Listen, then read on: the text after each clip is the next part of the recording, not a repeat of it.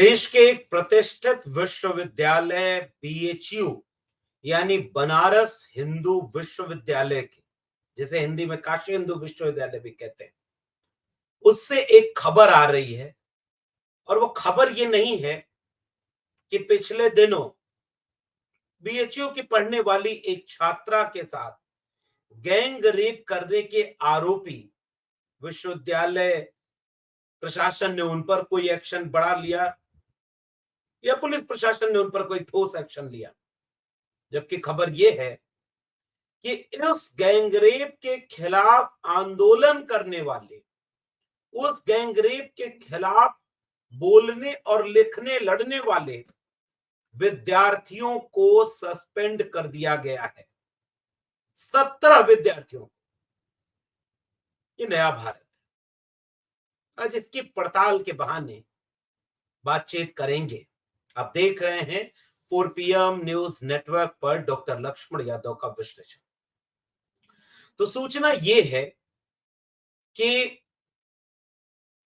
पिछले साल 1 नवंबर को आईआईटी बीएचयू की छात्रा के साथ गैंगरेप की एक घटना प्रकाश में आई थी।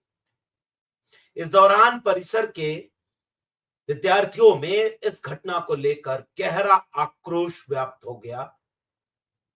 बेटी बचाओ बेटी पढ़ाओ का नारा देने वालों की सरकार हो और विश्वविद्यालय परिसर के भीतर एक छात्रा महफूज न हो, गैंग रेप के शिकार हो जाए, यह बात किसी के भी गले नहीं उतर रही थी। लोग परेशान, बेचैन, हलकान हुए। विद्यार्थियों का फर्ज यह बनता है, विद्यार्थी ये सवाल पूछते हैं, और खासकर केंद्रीय विश्वविद्यालय के बीएचयू जैसा विश्वविद्यालय जो क्लोज कैंपस है, एक बंद परिसर है, कक्षाएं भी भीतर चलती हैं, छात्रावास भी भीतर है, प्रशासनिक भवन भी भीतर ही है और बड़ा कैंपस है। उस कैंपस के भीतर भी अगर विद्यार्थी सुरक्षित नहीं, लड़कियां छात्राएं सुरक्षित नहीं, तो ये सामान्य परिस्थिति नहीं थी। इस बात की मांग को लेकर 1 नवंबर विरोध प्रदर्शन वहां पर आयोजित हुआ। बड़ा विरोध प्रदर्शन, सैकड़ों की तादाद में विद्यार्थी, छात्र संगठन के लोग बीएचयू के गेट पर इस बात का विरोध करते हुए एकजुट होते हैं। वो एकजुट होते हैं इस मांग को लेकर के कि कठोर से कठोर कार्रवाई की जाए जो लोग इस घटना के दोषी होते हैं। और उस दौरान वहां पर झड़प होती है और यह बात सबको समझ में आती है कि झड़प ऐसे माहौल में किससे होगी। जवाहरलाल नेहरू विश्वविद्यालय जो एक जमाने में वाद विवाद संवाद का एक केंद्र हुआ करता था, उस विश्वविद्यालय के भीतर हॉस्टल में घुसकर रॉड और लाठी से पीटा गया विद्यार्थियों को, चेहरे पर नकाब रख करके। देश के प्रधानमंत्री जब इस भाषा में भाषण देते हैं कि उन्हें कपड़ों से पहचाना जा सकता है, तो कपड़ों से आज तक नहीं पहचाना जा सका कि जवाहरलाल नेहरू विश्वविद्यालय में छात्रावास के भीतर रात के अंधेरे में घुसकर रॉड से, लाठी डंडों से जवाहरलाल नेहरू विश्वविद्यालय यानी जेएनयू में पढ़ने वाले विद्यार्थियों के ऊपर हमला करने वाले कौन थे। सोशल मीडिया बताता है कि उनमें से वो सारे के सारे लोग, अधिकांश लोगों का रिश्ता भाजपा और उनके बगल बच्चा संगठन अखिल भारतीय विद्यार्थी परिषद से था। एक लड़की जो नकाब पहनकर मारपीट में सबसे आगे थी, उसे आइडेंटिफाई करने का दावा सोशल मीडिया करती है कि वो एबीवीपी की सदस्य थी, नकाब पहने हुए। प्रधानमंत्री जी, ये सवाल विद्यार्थी कम से कम आज नहीं कल आपसे पूछेंगे कि उनमें से किसी को आप कपड़ों से क्यों नहीं पहचान पाए। यानी विश्वविद्यालयों के भीतर लाठी डंडों के साथ मारपीट वहां खुलेआम। उसी जवाहरलाल नेहरू विश्वविद्यालय में समाजवादी खेमे के, अम्बेडकरवादी खेमे के, कम्युनिस्ट खेमे के तमाम संगठन लड़ते हैं, एक दूसरे से वैचारिक प्रतिरोध करते रहे और एबीवीपी से लड़ाई सीधे उनकी लाठी लेकर के होती रही। यानी विद्यार्थी परिषद उनसे लाठी लेकर के लड़ाई लड़ता है, किसी को कपड़े से कोई नहीं पहचान पाया। और आज अब ये विश्वविद्यालय सीधे गुंडई के केंद्र बन चुके हैं। ये बात कहने में गुरेज नहीं है, मैं तो 14 साल दिल्ली विश्वविद्यालय में प्रोफेसर रहा। एक संगठन के मानने वाले, एक विचार के मानने वाले लोग अगर प्रिंसिपल, प्रोफेसर, वाइस चांसलर हैं, जिनका प्रकारांतर से नहीं घोषित तौर पर रिश्ता आरएसएस और बीजेपी से दिखता हो, वो क्या आरएसएस और बीजेपी से रिश्ता रखने वाले एबीवीपी के संगठन के लोगों पर वही कार्रवाई करेंगे? और यहां भी यही हुआ। दिल्ली विश्वविद्यालय से लेकर वर्धा में कांशीराम जयंती मनाने पर कार्रवाई हुई विद्यार्थियों पर। इलाहाबाद विश्वविद्यालय में जो विद्यार्थी फीस बढ़ोतरी के लिए आंदोलन करते रहे कि इतनी बड़ी मात्रा में फीस मत बढ़ाइए, गरीब कमजोर के विद्यार्थी इस शिक्षा से दूर हो जाएंगे, और उन सारे लोगों, उन विद्यार्थियों के ऊपर कार्रवाई कठोर की गई। इलाहाबाद विश्वविद्यालय में तो मुकदमे कर दिए गए अगर कोई छात्र संघ की मांग कर रहे। बीजेपी वाले मंत्री हरियाणा में और दिल्ली में आकर के दिल्ली विश्वविद्यालय के छात्र संघ में प्रचार बीजेपी के लिए करेंगे, लेकिन यूपी में छात्र संघ चुनाव बंद रहेगा, क्योंकि छात्र संघ चुनाव अगर होगा तो चुनाव में नेता पैदा होते हैं, विद्यार्थियों के बीच से राजनीतिक चेतना पैदा होती है और संगठित प्रतिरोध और सवाल पूछने की गुंजाइश पैदा होती है। विश्वविद्यालय प्रशासन से लेकर के तमाम जगहों पर छात्र जब संगठित होते हैं तो उनकी ताकत होती है कि वो गलत को गलत बोल सकें और सही के लिए लड़ सकें। छात्र संघों का इस देश में यही बहुत बड़ा बुनियादी सिद्धांत था। जवाहरलाल नेहरू विश्वविद्यालय में आज तक उसकी डिबेट कायम है, लेकिन दिल्ली विश्वविद्यालय छात्र संघ के लिए कोर्ट को कहना पड़ता है, इतनी गाड़ियां, इतने पेम्पलेट, जब तक पूरे विश्वविद्यालय कैंपस की सफाई नहीं करोगे काउंटिंग नहीं होगी। लेकिन छात्र संघ चुनावों को, जो कि राजनीति में नेता बनने की नर्सरी है, उन्हें बनने से रोकती है बीजेपी, आरएसएस, क्योंकि नेता जो बनेंगे वो लोग भी नेता बन जाएंगे जो नेता बनना नहीं देना चाहिए जिन्हें, और मुट्ठी भर लोगों के हाथ में ताकत रहे। इसलिए बीएचयू में तो लंबे समय से छात्र संघ बंद है। उत्तर प्रदेश में जब से बीजेपी आती है छात्र संघ बंद कर देती है, और इसलिए जब इलाहाबाद विश्वविद्यालय में फीस बढ़ोतरी के खिलाफ विद्यार्थी आंदोलन किए, छात्र संघ की बहाली के लिए आंदोलन किए, उन्हें बेतहासा परेशान किया गया, उन्हें मुकदमे डाले गए, उनके ऊपर आरोप लगाया गया। लेकिन बीएचयू में जब गैंग रेप के आरोपी सामने आते हैं और पता चलता है, तो उन आरोपियों पर सजा, पता चला कि वो चुनाव में बीजेपी का प्रचार कर रहे हैं क्योंकि वो बीजेपी के आईटी सेल के मेंबर होते हैं। इसी बनारस हिंदू विश्वविद्यालय में, इसी प्रकरण में जो छात्रा के साथ गैंग रेप का मामला सामने आता है, उनकी गिरफ्तारी बहुत दिनों तक नहीं कर पाई पुलिस। मुझे नहीं पता कि रिश्ता क्या कहलाता है। बाद में गिरफ्तारी हुई, मुकदमा हुआ, जेल हुई, बरी हो गए। केवल हरियाणा का चुनाव आने पर बाबा राम रहीम ही पैरोल पर बाहर नहीं आता, बलात्कार का आरोप लगने वाले आरोपी भी जमानत पर बाहर आ जाते हैं। न तो इन बलात्कार और गैंग रेप के आरोपियों के पैर में गोली मारी यूपी पुलिस ने, न इनमें से किसी के घर पर बुलडोजर चला। एनकाउंटर तो मंगेश यादव का होगा, बाकी का छोड़ दीजिए। बाद में एक और एनकाउंटर हुआ। उत्तर प्रदेश पुलिस यह देखती है कि बीजेपी के आईटी सेल के ये लोग होते हैं, और आज वो सारे बरी हैं अगर मैं गलत नहीं हूं तो। लेकिन बीएचयू 12 छात्रों और 5 छात्राओं को महीने भर के लिए निलंबित कर रहा है प्रोटेस्ट करने के लिए।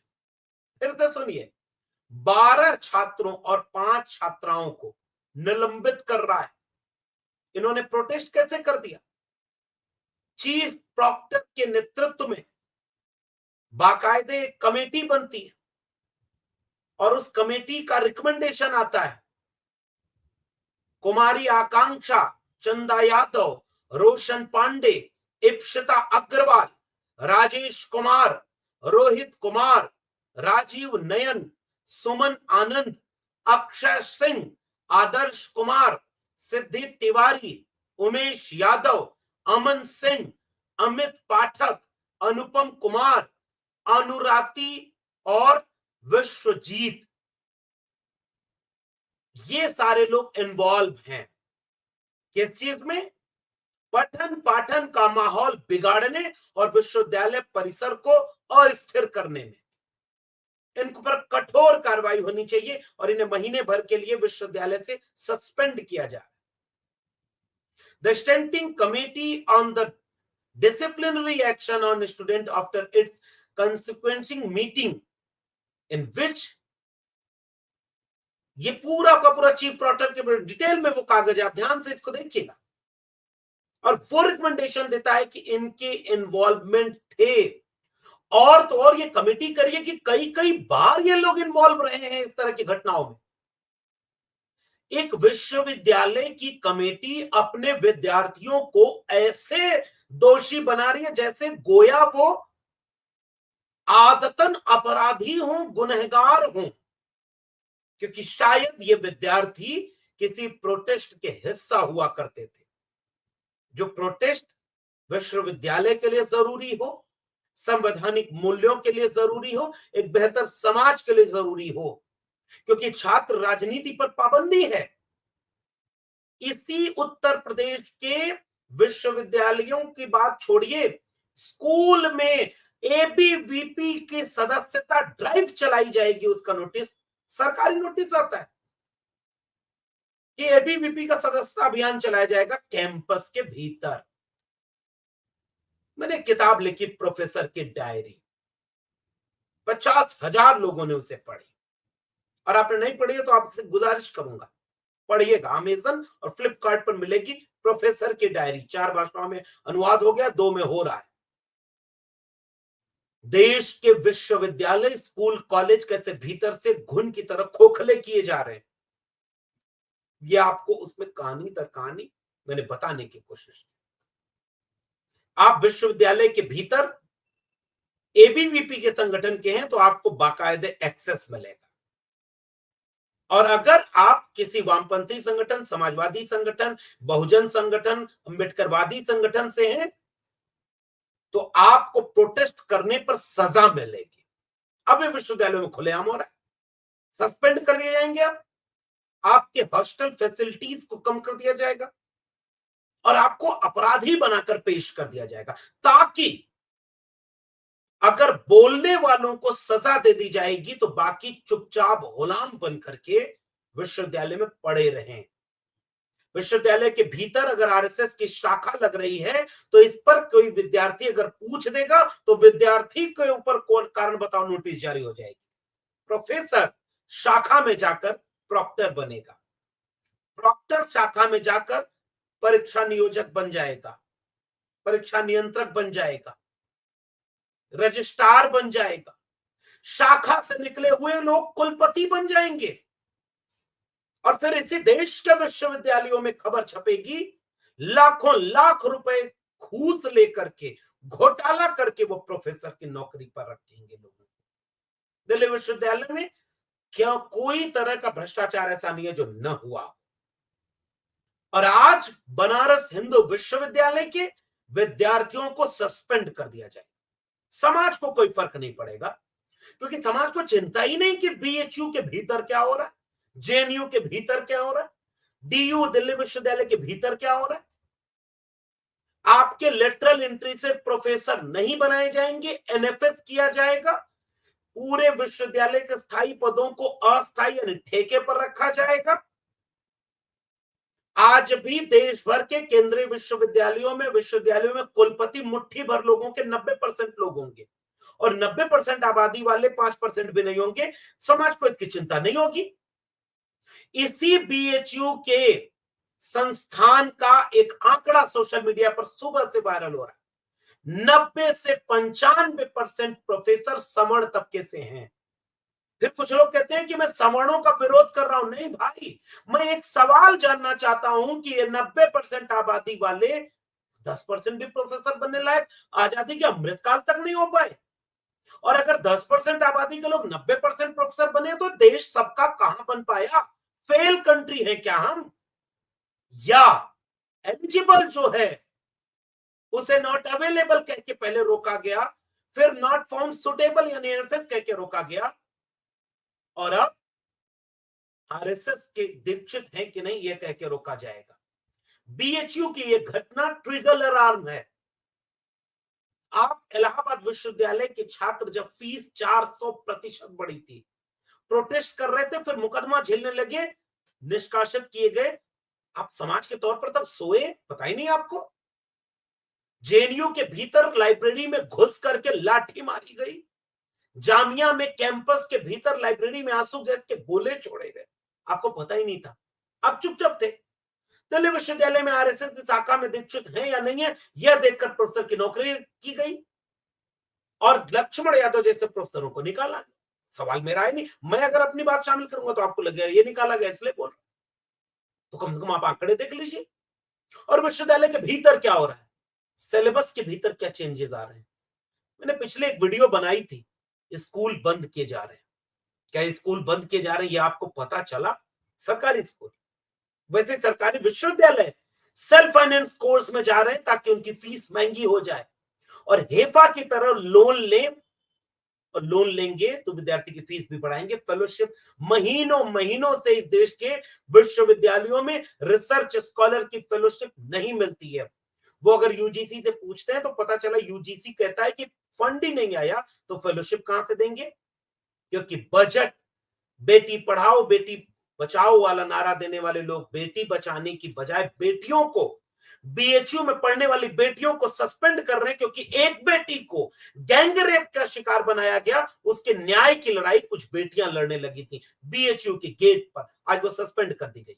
बधाई हो देश के नागरिकों, आपके देश में कितना कुछ अच्छा हो रहा है। और फेलोशिप नहीं मिलेगी, बेटी पढ़े तो फेलोशिप नहीं मिलेगी उसे। लेकिन मुबारक है आपको, इसकी चिंता है नहीं। आपको पता ही नहीं है असल में कि आपके देश के स्कूल कॉलेज विश्वविद्यालयों में हो क्या रहा है।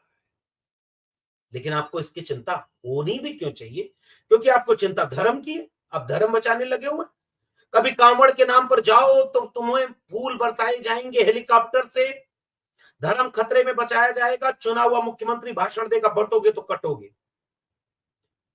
आपके देश में जाति के नाम पर नफरत की जाएगी, फेक एनकाउंटर होगा, बेरोजगारी 45 साल में सबसे ज्यादा होगी, वैकेंसी नहीं आएगी। 5-5 साल से उत्तर प्रदेश में शिक्षक भर्ती नहीं आई, और अगर भर्ती आई 2018 की तो वो 69,000 भर्ती में आरक्षण घोटाले का शिकार हो गई। न्याय मांगा तो लाठियां बरसाई गई, कांवड़ लेके गए तो फूल बरसाया गया।